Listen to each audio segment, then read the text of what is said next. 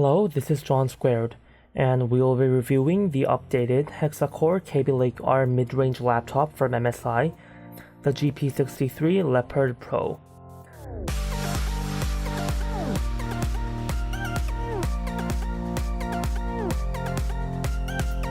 The updated GP63 employs the same cooling system and chassis from last gen's high-end model, GE63, and this is exciting considering how good the cooling was in last gen's GE63.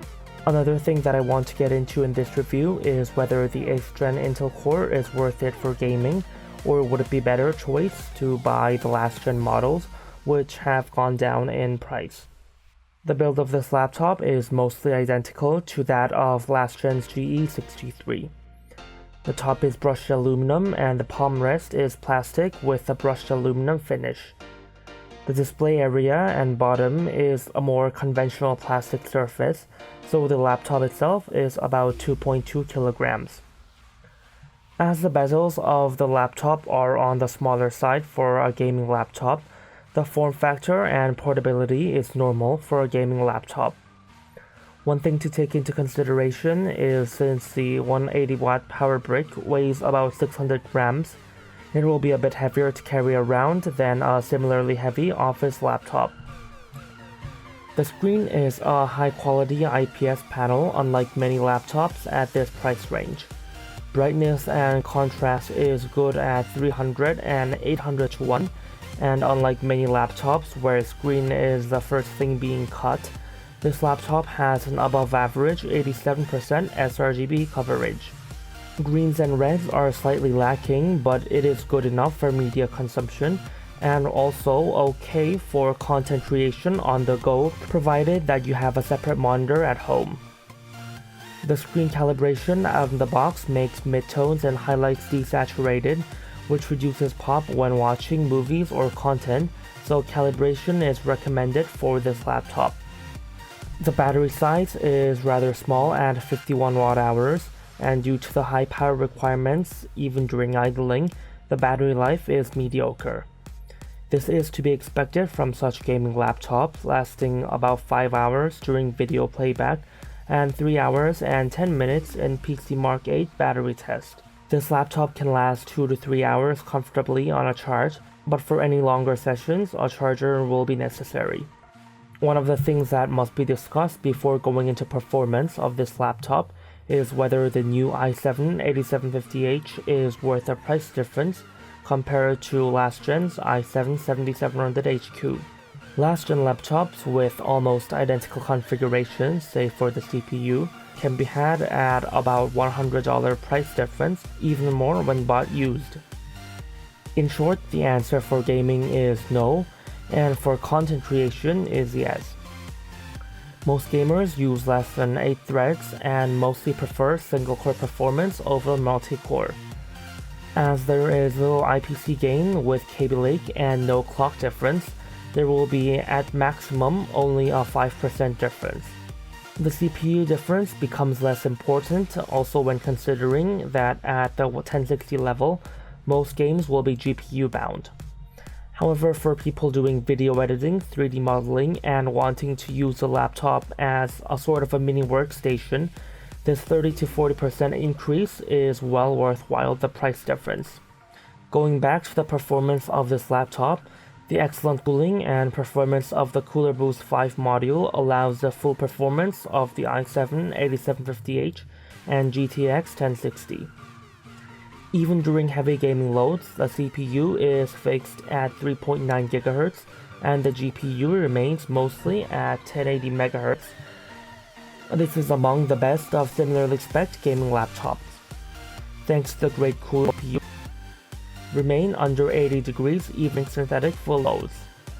The laptop scores 1050 on Cinebench R15 and 1000 and 12,500 on Firestrike GPU, giving better performance than an i7-7700 in many cases and GTX 1050 3GB models. The noise is expectedly loud for this performance and degree of cooling, and as the laptop prioritizes thermals over acoustics, it is quite loud at 52 decibels max. Hence, closed-back headphones are recommended at the noise level.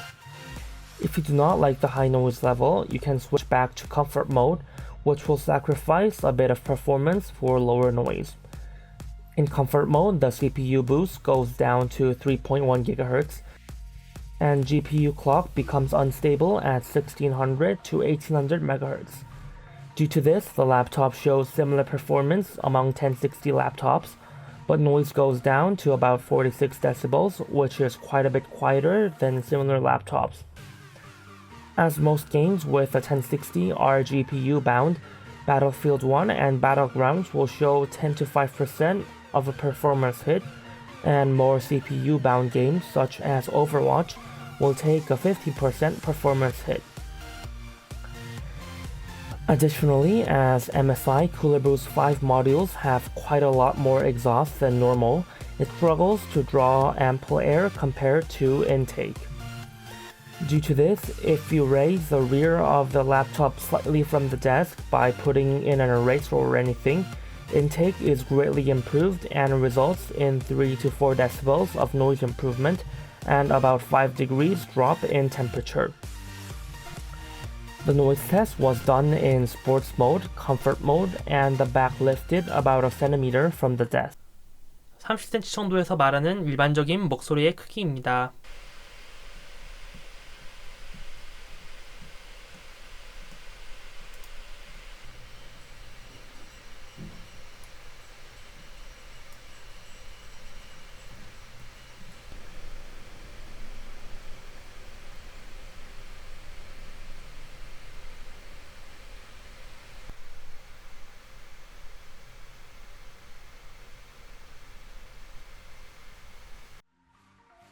In terms of I/O connectivity, it has everything essential and there is not a lot lacking.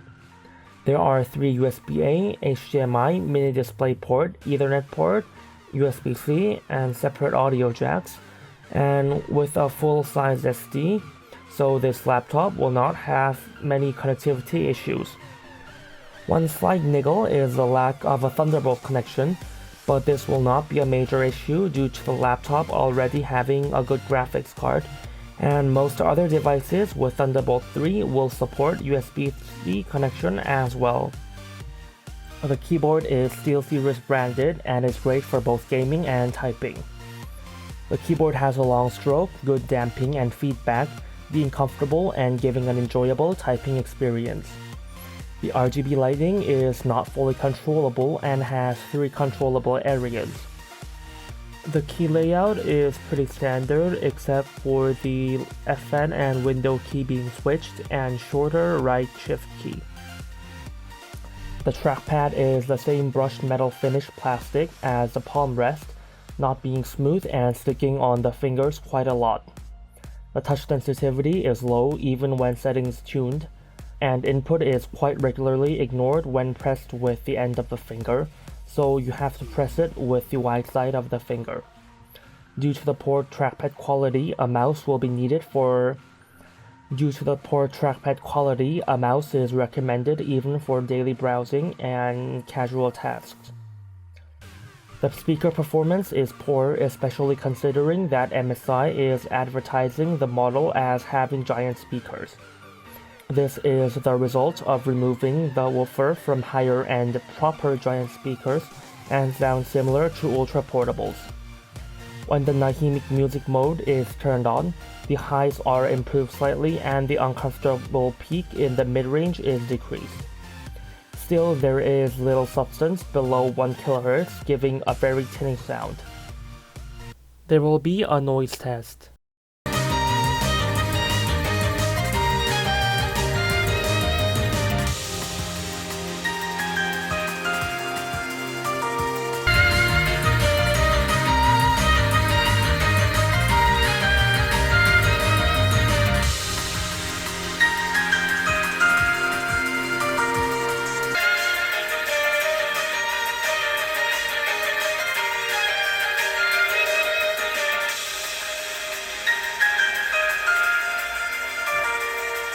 In conclusion, this laptop is good for gaming as well as workstation tasks such as content creation, thanks to the great performance and rather good display. On the other hand, the poor speaker and unresponsive trackpad can be rather frustrating.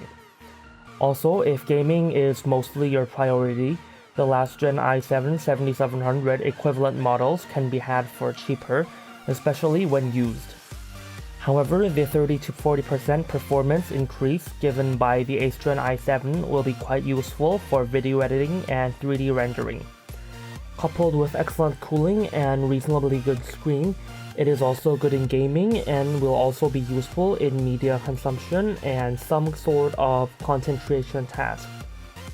This was John Squared, and thank you for watching. If you found this video useful or liked the video, please like and subscribe.